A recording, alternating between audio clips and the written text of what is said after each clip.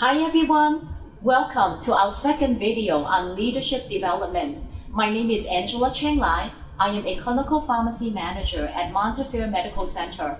I am also the president-elect of the New York State Council of Health System Pharmacists. Today, I'm very fortunate to be joined by Jamie. Jamie, maybe you can tell our audience a little bit about yourself. Hi, my name is Jamie Shinhan. I'm a pharmacotherapy specialist in oncology at NYU Long Island, and I'm also the president of the New York City Society of Health System Pharmacists. Yes, and also we're very lucky to have Dr. Ruth Cassidy with us. And maybe you can tell us a little bit about yourself. Well, one, thank you for having me, Jamie and Angela, and welcome to our second video. So I am Dr. Ruth Cassidy, and I am the Senior Vice President at St. Barnabas Hospital. I am over clinical support services, and I'm also the Chief Pharmacy Officer for the institution. Currently, I'm also the President of the New York State Council of Health System Pharmacists, and thank you for having me. Wow. Thank you for coming. Okay, so I see that you are the perfect role model for work-life balance because you are the Senior Vice President of a health system, and at the same time, you have 6 kids. How do you do it? What is your secret? Well, let me tell you a little bit about my role and how I've gotten to be Senior Vice President. So I pretty much have gone through, I would say, almost every aspect of pharmacy. And then I moved out of pharmacy and into administration. So in pharmacy, I was an intern. I started out as a pharmacy intern in a hospital, and I moved up to operations manager, then the clinical manager, then became an associate director. I left that institution to go to a new institution, became the director of pharmacy. There, I also became a system pharmacist. There was 3 hospitals within the New York system. And I started to just begin to kind of put my toe into administration. But when I came to St. Barnabas, I came as the chief pharmacy officer, knowing that I was going to begin to move into administration. So it's been a constant movement on a professional level. On a personal level, at the same time, I was having, as you mentioned, 6 children. So I have 4 boys, 2 girls. And to set the stage, I think, one, I want to have everyone know how important life is. There is a work-life balance, but your life and your family are most important. And so I want everybody to think about the vacation with their family or their husband or their children, because we've had many, and those are critically important. One that we were all together in Spain, all 6 children were there. You can imagine traveling internationally with 6 children. But it's so much fun, and it's so important to have that time with your family. That's right. Thank you. And how old were the children? So my children, the oldest and the youngest, are 14 years apart. I had just about every 2 years, but I look at it that I had 2 sets because I had them every 2 years, and then I took a gap of 4 years, and I had the next 3 2 years apart. So it was pretty structured on how I had them, but there's a 14-year gap between the oldest and the youngest. So when we traveled, my oldest was probably about 18 at that time. We went to Barcelona, and my youngest was 14 years less, so he was around 3 or 4 at the time. Wow. That's amazing. Yeah, that's pretty amazing. I want to say that, Ruth, you are such an organized person. I just thought about that. You remind me of Martha Stewart, who is very organized, very poised, very elegant. And when you were saying how you were having your kids 2 years apart, even you were very organized in the timing of having your kids. So I think you are the ultimate organized person. And I think you have to be organized, yes. But sometimes it's organized chaos. Right. It still has to be organized. That's right. So I think we can definitely learn a lot from that. Yeah. Mm-hmm. Could you tell us about how your work-life balance skills change your roles, maybe from pharmacist standpoint, but how you do that? So I think your skills have to change every time. So there's a couple of challenges. I'll probably talk about first that you face, or at least I faced throughout my career. So first, it's just work, right? Just being able to work. And I would say that pharmacy, particularly for a woman, was an excellent profession for a woman because it offers you that flexibility. Pharmacy is over 24/7, and so you can work any shift, you can work different shifts, you can work double shifts. And in fact, when I was in the health systems, early in my career when I was having my children, I did work double shifts. I would go in at 8 in the morning and I wouldn't finish until midnight. And I did that 2 days. I did it on a Sunday and a Thursday, and the reason I picked those days was because Sunday my husband was home and he could watch the kids. And on Thursday, my mother could watch them. She also worked 5 days, but she took Thursdays off and worked 1 day on the weekend. So, and then for the 5th shift, I worked Friday evening. And what would happen was my husband would work in Manhattan, he'd come home, but we lived in Westchester at the time, and around Yonkers we would meet and we would switch cars. I would go down to Manhattan to work and he would go up to home with the kids.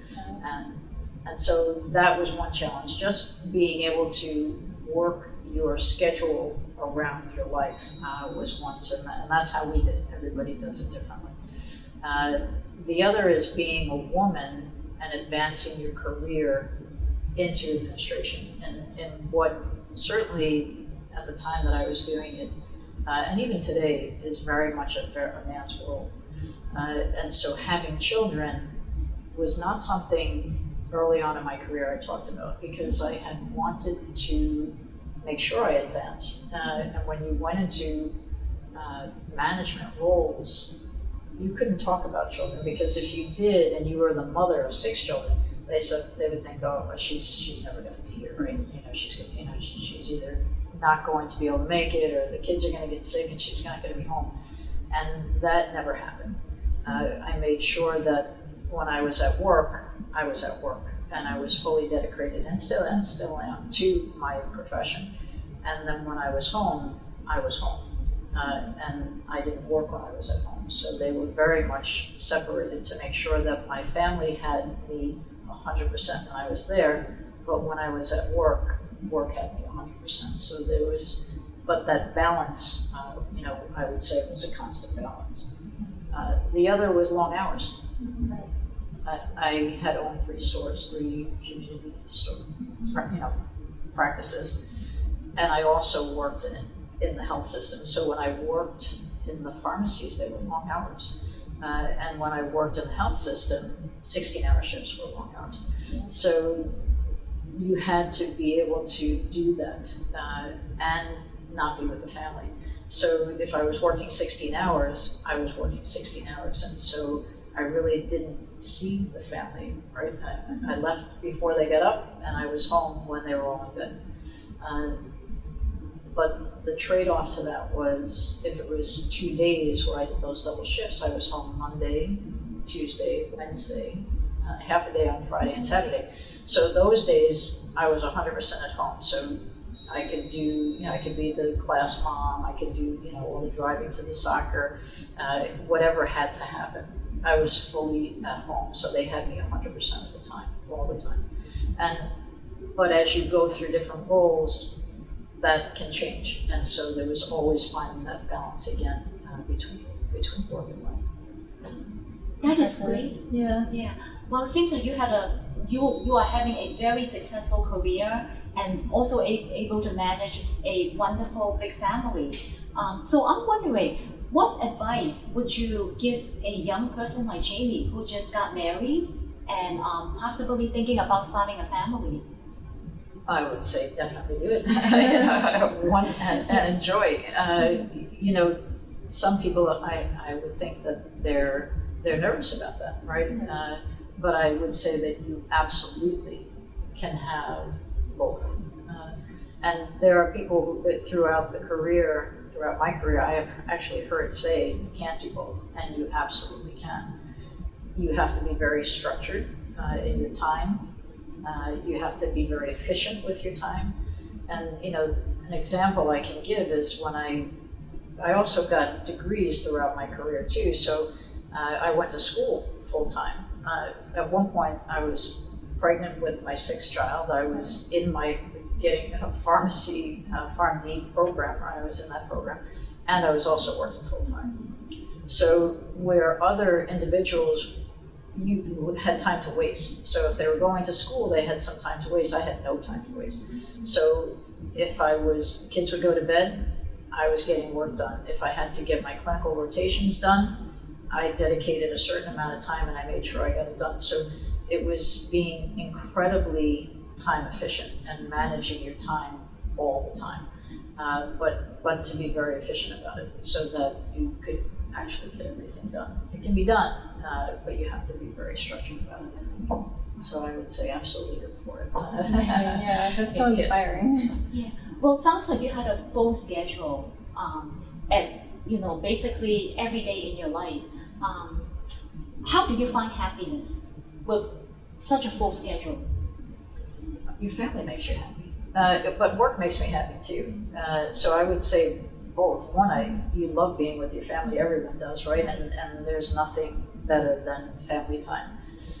But at work, my people that I work with are family. And so I think, you have to really enjoy both worlds. Yeah. You can't be pulled and say, well, I really don't want to be here, I'd rather be home. Yeah. You have to, for me, when you're working, I love working. I love advancing my career. I love working with other pharmacists, and I still do. When I had my stores, I loved working with customers.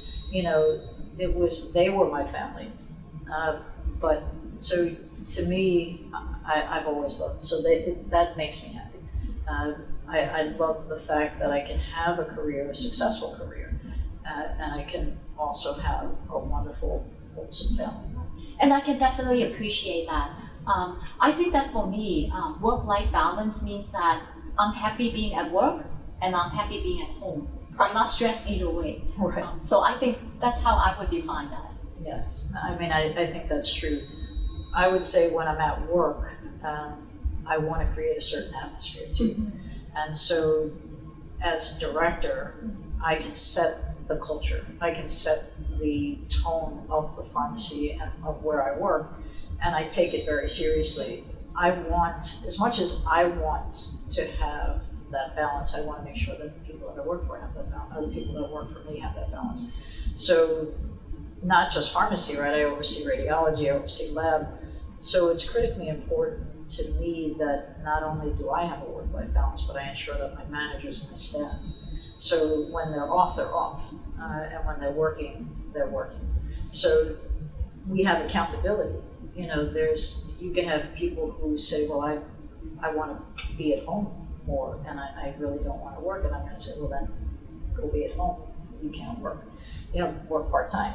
But when you're here, I need you here, and I need you fully here. So there's very much accountability. Everybody has to do their part, because if you call in sick all the time, then you're leaving your workers high and dry. And so you have to have accountability, but at the same time, when they're home, I don't want to bother them. I want them to be able to enjoy their time off with their family, and so I don't bother them as much as possible. I mean, listen, you're in a hospital, things happen, but for the most part, at 5 o'clock, 4 o'clock, when the day is done, you go home and enjoy your time. That's great. It's important. I must say that as your president-elect, I really appreciate that you don't bother me when I'm on vacation. You let me have my vacation. So I really appreciate that. Thank you so much. You're welcome. So I was going to ask about employee feedback. How do you act on employee feedback? Immediate and swift. So I think it depends on, so when you say employee feedback, there's positive and there's negative. So if it's positive, everything is good. But there are times when things will come up. So like I said, you want to set an environment that is tranquil, that's a very friendly environment, where people are as little stressed as possible, right?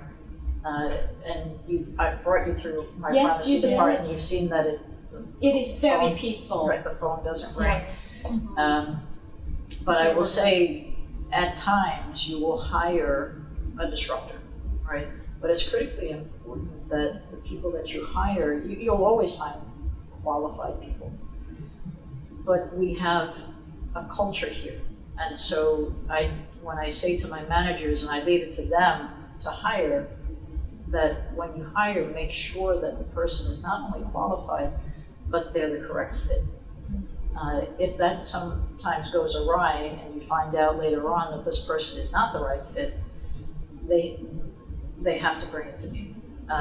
And they have. It's happened in the past where, this person is just not the right person, and we act quickly to make sure that we remove that person. And I tell them there's other places for them to work, but there's a culture here, there's an atmosphere that I want to maintain. And so we usually relieve them of their struggles here, and so that they'll be happier somewhere else. And but that action is usually swift and quick. I don't want to disrupt the rest of my staff. I don't want my staff being stressed.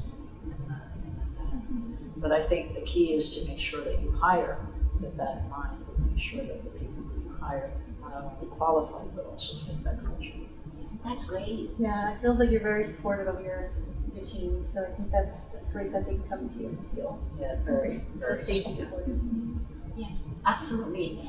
And Jamie, I do want to ask you a question. I understand that you are an oncology pharmacist and you have very long hours working as a clinical pharmacist. And at the same time, you're the president of the New York City Society of Health System Pharmacists. And I know that that's a very busy job. So how do you balance your work and life?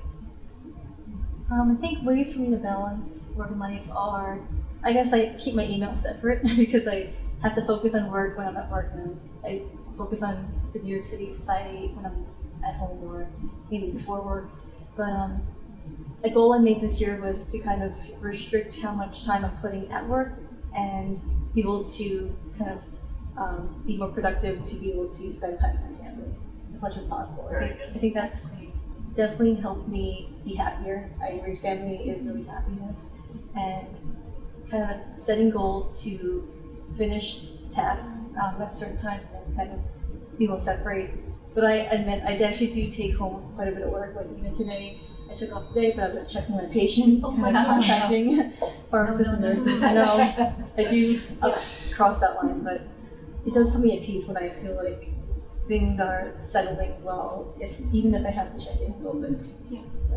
I think those are ways. I think what's important is to set the day. So when I come in, I'll come in early, but I work 8 hours, and that's it. And I don't expect others to work extra hours. So, but again, when they're here, they have to work very hard, and they have to be efficient at what they're doing. So as much as you have goals in your life and goals that you set, you have to have a goal for the day, right? So I'll list the things that I want to get done for the day, and then make sure you get them done. But you should not be taking it home, right? So the idea is that you do the 5 or 10 things or whatever it is that you want to get done, and you check them off throughout the day to make sure that you get them done. Again, do random things pop up that you're forced to, one of those is going to go to the next day? That's okay. The next day will be here. But I think that taking the work home is what you want to try to eliminate as much as possible. Really, because you want to enjoy your downtime, and you want to enjoy your family. Right. So you won't be able to do that if you're taking time out to finish the patients or whatever it was that you're doing. So that you have to, that I would say, try to eliminate as much as possible. Yeah.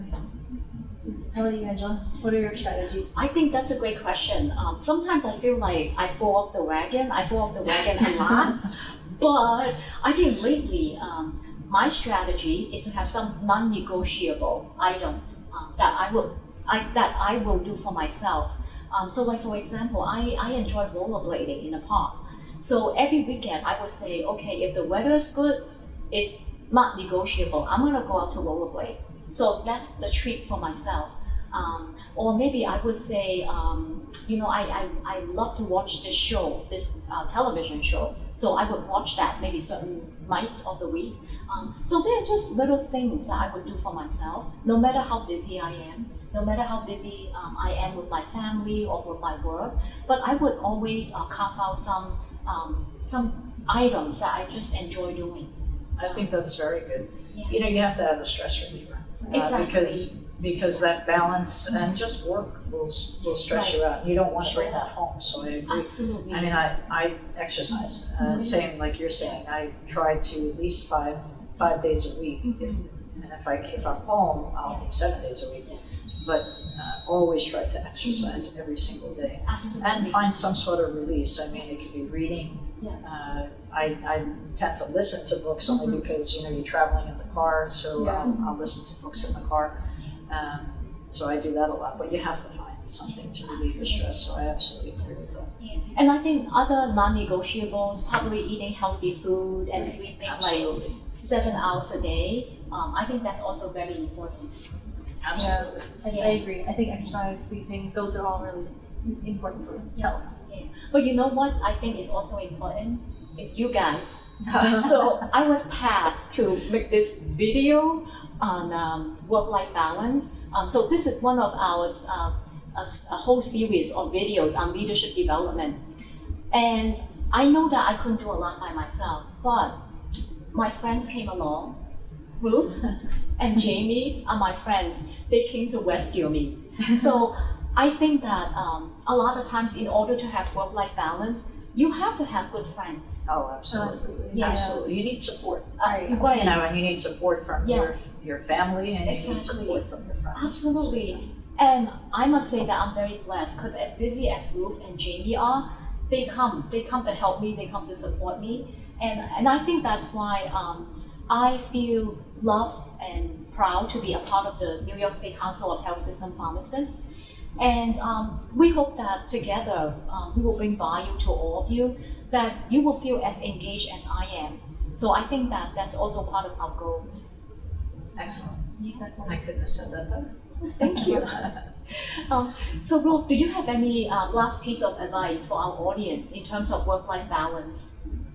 I think the only thing I can say is how important it is, how important family is.